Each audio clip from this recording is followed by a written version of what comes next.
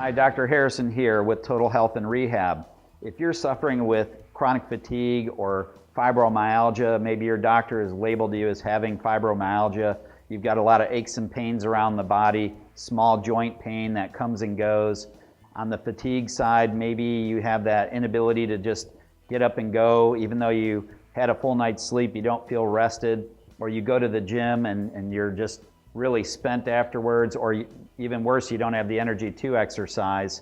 We know now that these two issues are driven mainly by inflammation on the cell membranes, so at the cellular level, and it's causing the body to be unable to hear certain hormones that have to do with weight loss and also energy levels. You know, with your thyroid hormones, we've got insulin with the sugar being affected, all these different things which are driving that inflammation, creating aches and pains in the body, and causing that inability to lose weight and that lack of energy.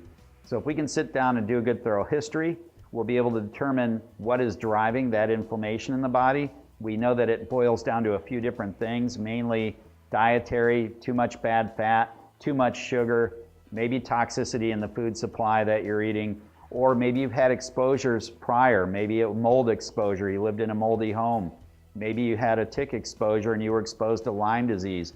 Very common to have small joint pain that comes and goes with that. So we really first need to do a good investigatory history to make sure of what it is that we're dealing with. Then we can sit down, develop a program for you to eliminate these things out of your diet, out of your body, and get you back on the road to health. So call the office today, 407-522-5858. You and I will sit down personally, knee to knee. We're going to take a thorough history and we're going to get to the bottom of it. And then we're going to set up a plan to get you back on the road to health. I look forward to seeing you in the office.